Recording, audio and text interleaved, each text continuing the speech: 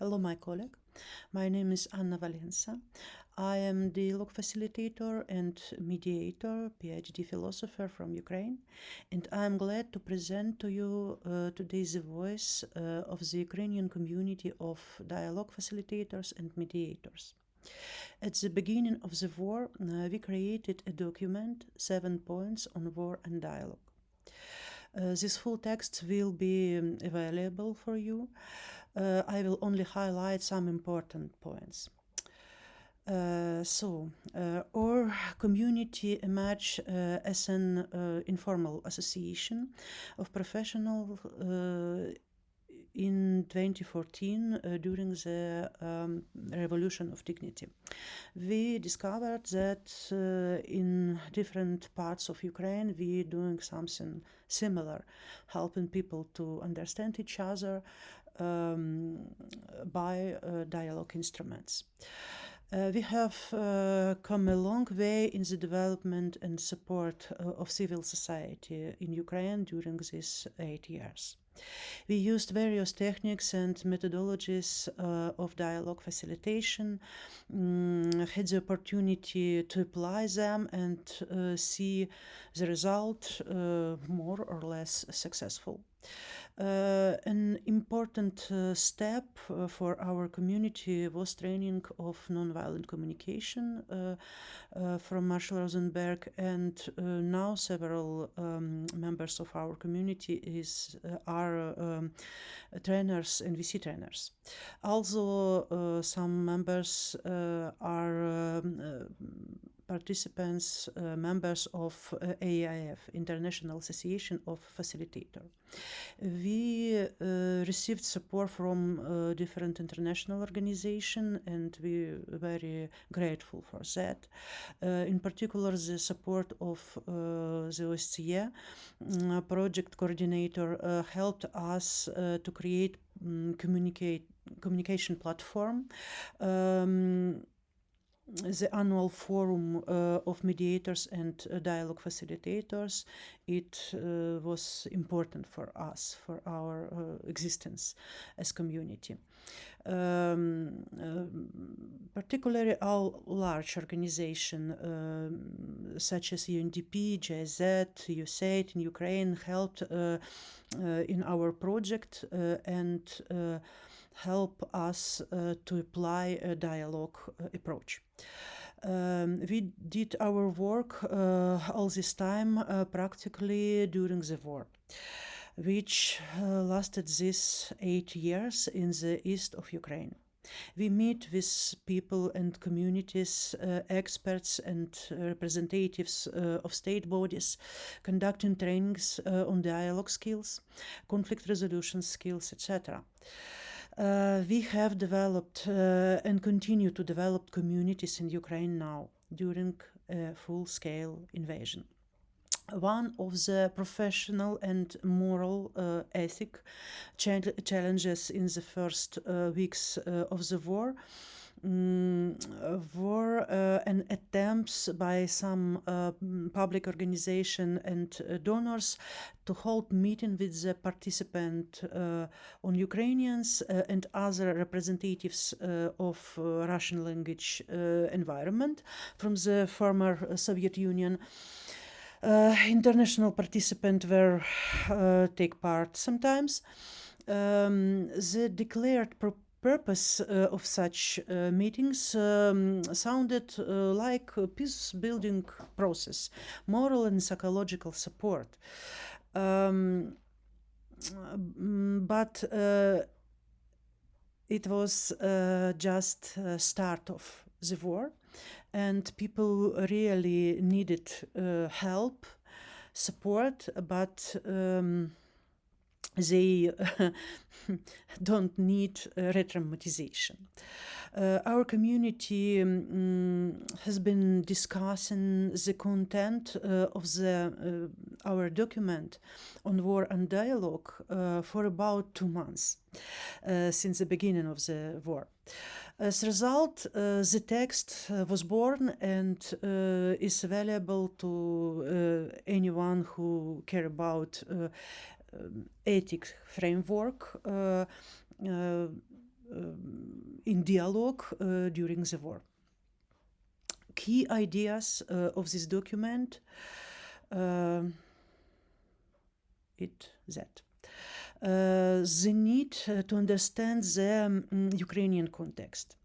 For us, this war is post-colonial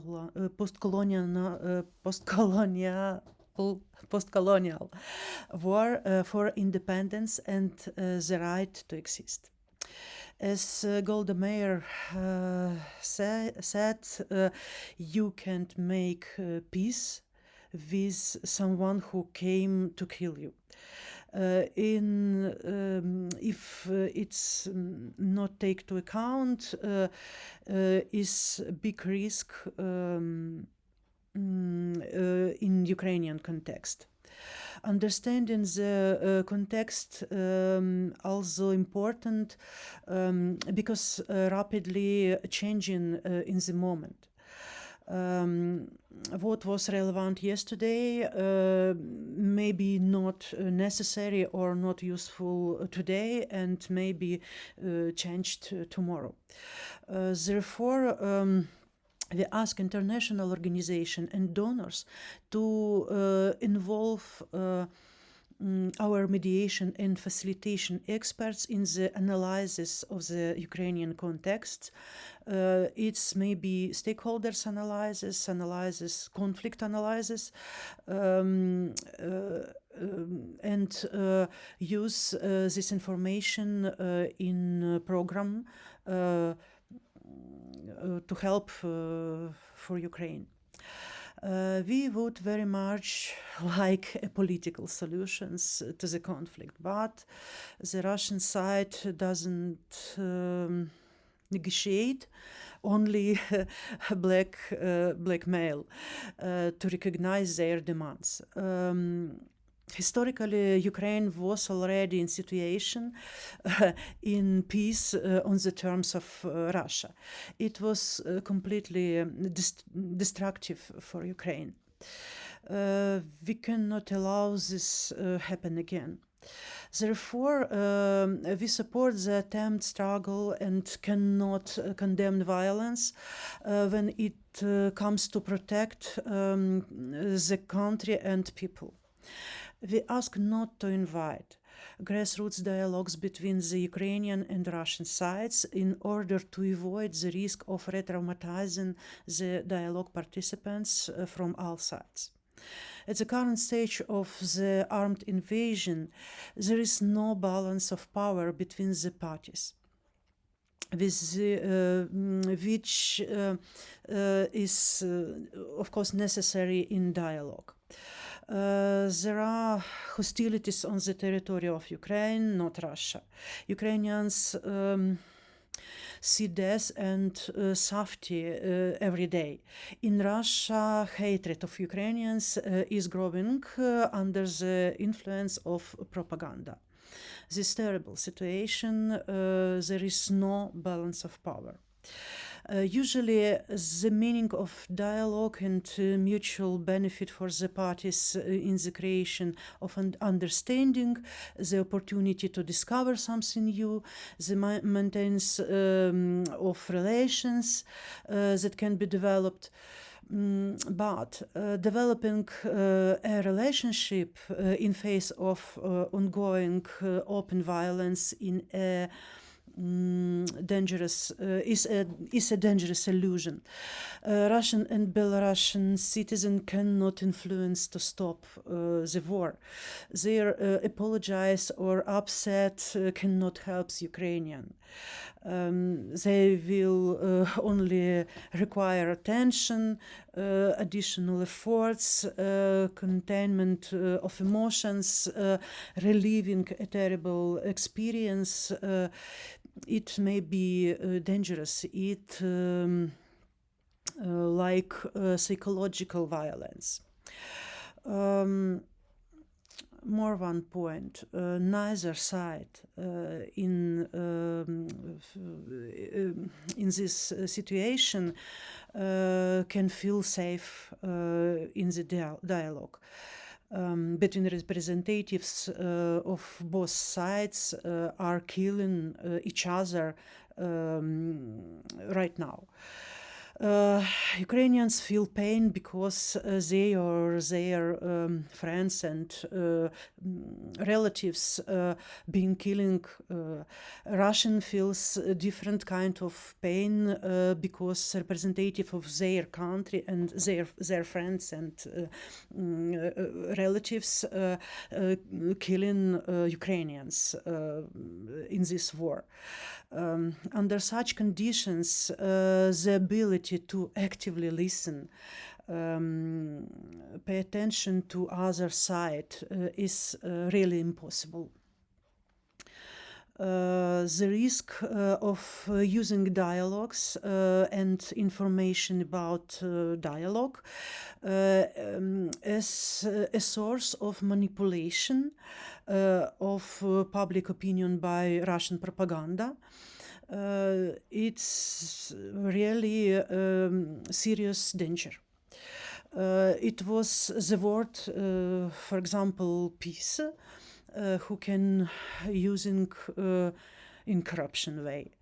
It's a difficult situation. Some maybe Russian representatives of Russian special services can use it against Ukrainian. These people may sound quite peaceful, but actually their intention are danger. Under such condition, we as specialists in mediation and dialogue facilitation ask to pay attention to internal dialogue in Ukraine. In the dialogue process between Ukrainian side and European or world side from different countries. We are very grateful to the organizer of the forum for the possibility of such a dialogue. Within Ukraine, this dialogue may be in local communities, including refugees, within civil society organization and between them, in experts community, professional community, in business, in different parts of civil society. It's maybe young and intergeneration communities. It's maybe dialogue about new Ukraine, about our country after the war, about some steps to social cohesion, etc. Various dialogue initiatives are possible in the international level. It's maybe municipal partnership, communication between local communities, between Ukraine and Europe or a different country in the world. Exchange of experience with refugees. It's a big problem for Europe, for world, for Ukraine too. It may be experts meeting to find something answer in complicated situation, maybe scientific conferences, interaction between business communities with some economical goal. Various cultural exchanging, for example, about art or history. We need to speak about, to have dialogue about future and peace in the future.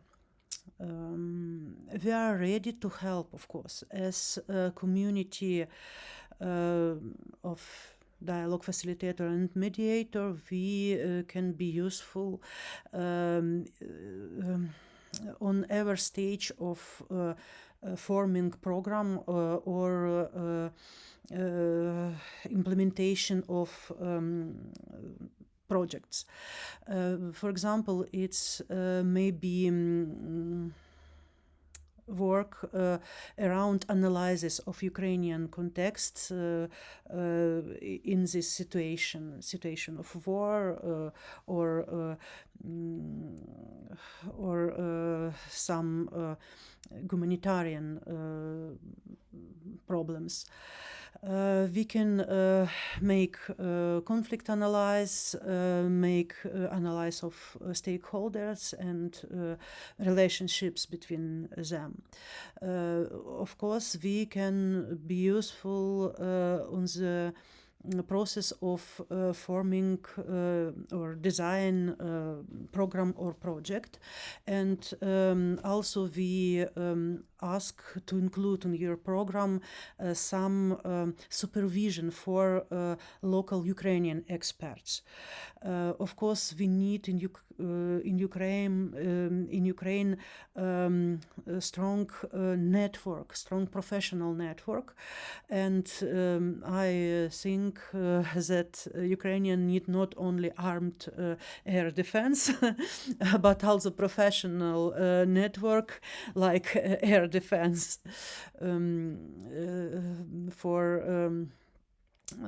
for us, relationships between specialists is so important, especially now during the war. I will summarize.